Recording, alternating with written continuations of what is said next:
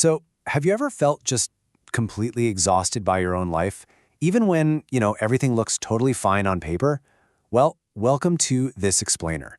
Today, we're diving deep into the hidden family scripts that are secretly running our adult lives.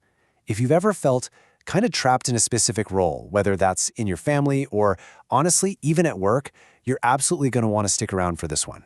All right, here's our game plan for today. We'll kick things off with the childhood survival scripts, then move right into identifying your family role. After that, we're looking at trauma and the nervous system, followed by steps to meaningful recovery, and finally, rewriting your personal story. Okay, part 1, the childhood survival scripts and the invisible patterns behind them. It's a really fascinating, though sometimes pretty heavy reality. So many highly capable, high-functioning adults feel totally trapped in their own lives. They've got the career, the family, the accolades, but inside, they're literally running on fumes. So I want to throw this question out there. Why does being perfect feel so exhausting? Well, relational trauma specialist Annie Wright points out that this endless, draining drive for perfection isn't just some quirky personality trait. Actually, it's a trauma response. It's a survival strategy built in childhood that we're still carrying right into our adult boardrooms and living rooms. And look, this isn't just dry clinical theory, right? It's deeply human. Just look at this super raw comment from a forum user talking about family roles. They wrote, "I was the lost child. It is very hard to overcome that feeling of worthlessness." I want to pause here for a second. If you've ever felt isolated or completely buried by the expectations put on you, this proves you are definitely not alone. So many people share this exact experience. Moving on to Section 2, identifying your family role in those early survival strategies. Let's take a look at the cast of characters we were basically assigned when we were way too young to object. There are 5 hidden family roles. First up, the hero. This is the kid who overachieves just to calm the family's distress. Then, the caretaker, who fawns and fixes things to manage conflict, usually ignoring their own needs. We've also got the scapegoat, who rebels and acts as a lightning rod to pull attention away from the real family dysfunction. Then there's the lost child, who just freezes and withdraws to fly under the radar.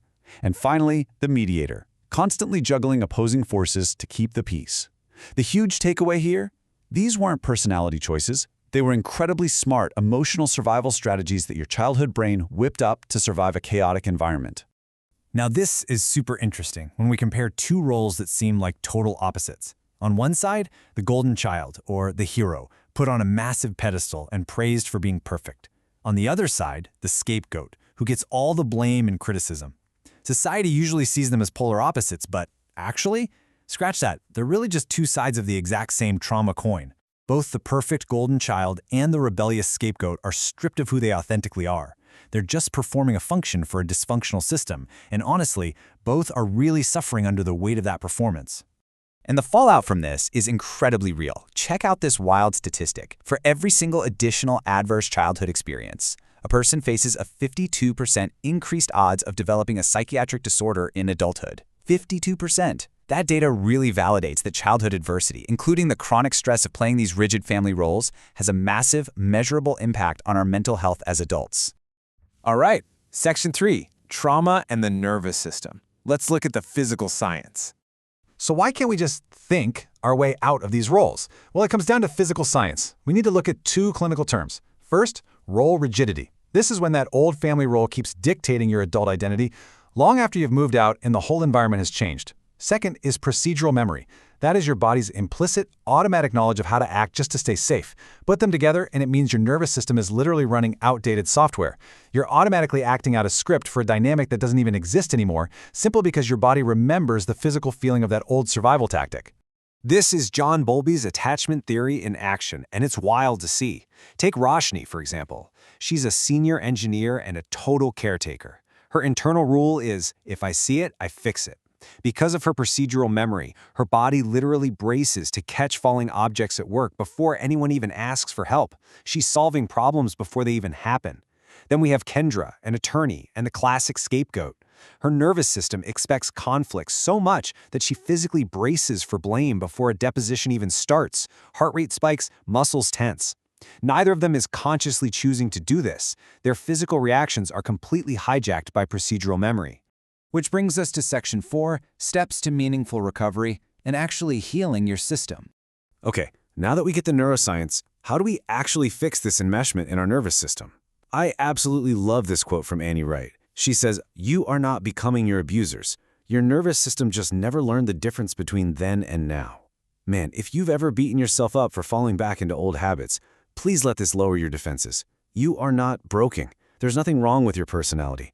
Your internal software just needs a quick update so it realizes you are actually safe today. So how do we do that? The Adult Survivors of Child Abuse, or ASCA, manual gives us a really solid practical roadmap. Step 1. Assess your triggers. Start paying attention to what specific situations or people fire up that old procedural memory. Step 2. Build a reliable support system. Real healing happens in safe connections, not all by yourself. And Step 3. Identify and stabilize your top 3 problem areas. And this is absolutely crucial. Do not try to fix your entire life all at once. Just pick the 3 things causing the most chaos right now and laser focus your energy right there. And finally, Section 5, rewriting your personal story. Let's write a new script. Here is the really exciting part. Once you understand the old script and start calming your nervous system, you get the framework to write a brand new story. And to do this, we're actually going to borrow a masterclass framework from a pretty unexpected place. Jenny Hoyas' 60-second viral storytelling framework.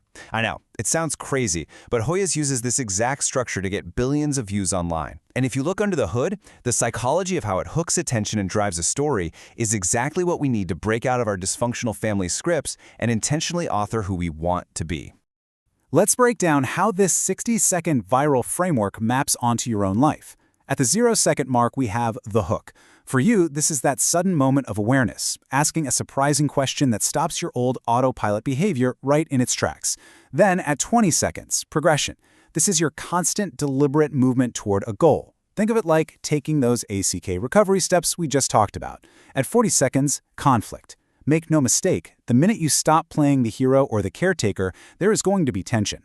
People are used to the old you, so expect some pushback. And finally, at 60 seconds, resolution. This is a clear, satisfying conclusion where you set your boundary and fully step into your authentic identity. I want to leave you with one final, really provocative question to think about. If you didn't have to perform your childhood role today, who would you choose to be? Let that really sink in for a second. Your original script was handed to you when you were way too young to say no, and it was designed to keep you safe in a room you literally don't live in anymore. But guess what? You hold the pen now. Thanks so much for joining me for this explainer. It's time to step out of that old script, take care of your nervous system, and start writing your new story.